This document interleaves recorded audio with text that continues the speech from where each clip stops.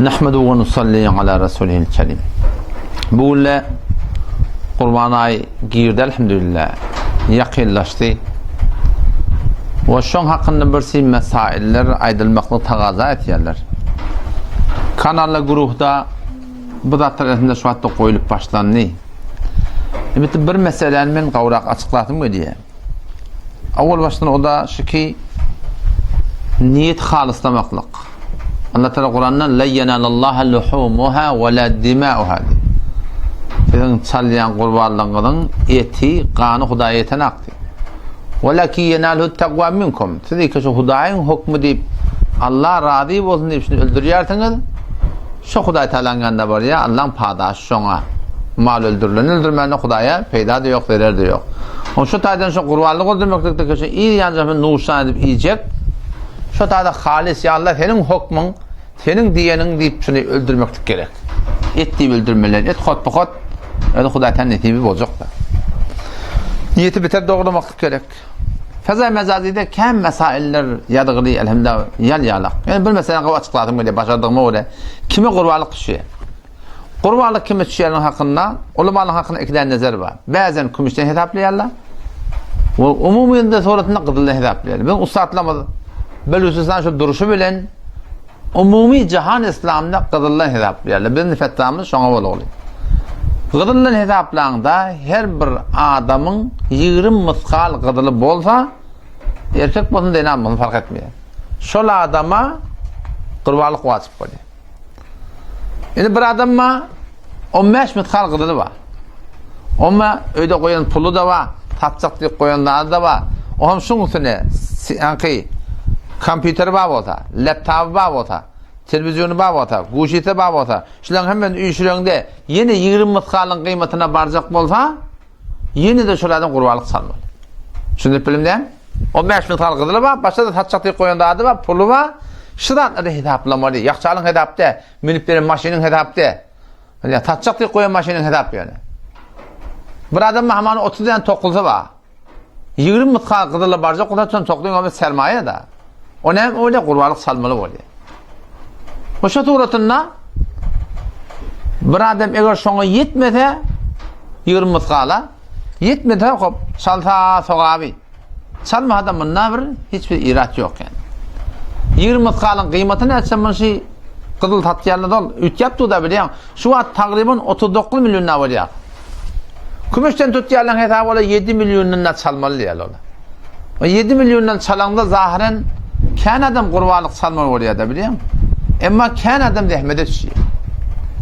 Kan adam dehmede düşüyor. O ne diyeyim? Şu an tamamına ben öyle şey istifade eden adam hesap ettim. İnanakım durbin mahi. O bakın fisebillahi. Dur guşun öyle takriben 4 milyon bedenmiş. Laptop'taki 3 milyon var. Ama sen şey iki tane ödünden ne buldun? 7 milyonluk dağıt buldun. He? O zaman gelip teline şu yok yerden gelip de var akım muhtemelen 3 milyon 2 milyon yani kurbanlık alacak adam tarafını emet diye. Kendi agram sarıyor. Şimdi bilemet ya adamı.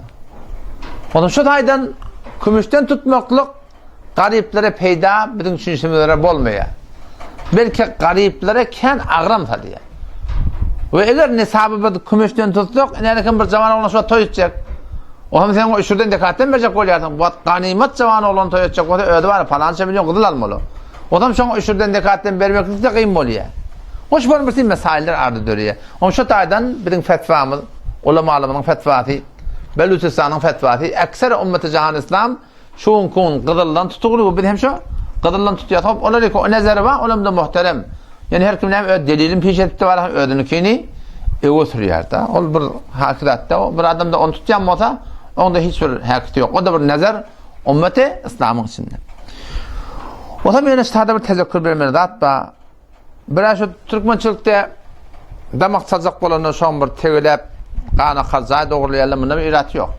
Yani şu ortacında doğul koyup kömür koyup buğday koyup arpa koyup şıgatı bir yanlış israflat günahkarçılık için esir etmeliler. Türkmenden geliyen, Ankara'dan geliyen ediptir biri, ediptir yanlış ediptir. Ha, şıl doğrudat değil, öz malını israf etmekte bu israf haramdır. Ondan sonra bir kapıdan dilek gelen adamlar vardır. Kapıdan dilek gelen adamlar var. et diptilek gelen adamlar var. Şu anırdan gelen adamlar şuun kun o da sıbahatçılık bilen bizim öz daşçılığımızda çalmayanken gözün şolarda olmalı. Oğlabiyet şöyle bilen ne kadar yaman keten önünden etin eti gelip dursun, onlara var öne hesap pişmeyen dursun. Bir yarım kilo çünkü böyle anırbayalım, bir de tetmin hem taylan daşçılığın gözlemeklik gerek. Anırdan geliyorlar var, anırdan geliyorlar diyen var, çın garip olsa, bağın muhtaç olup geliptir, ona berenin ayıbı yok. Yani şu kun Türkmen Sehra'da mahsus kuş xarlı var, eti yiyenler. Ola öyle bir ekip oluyorlar. Bir maşin ola var, bir maşin ola. Ahlıdan bunu geliyorlar ovan çetinden, lap mühendip durun zaman olurlar, ovan kullan tök yerler, palanca kilo et ovadan tık diyorlar. Şola adamlara et vermeye durun, sünk de vermeli.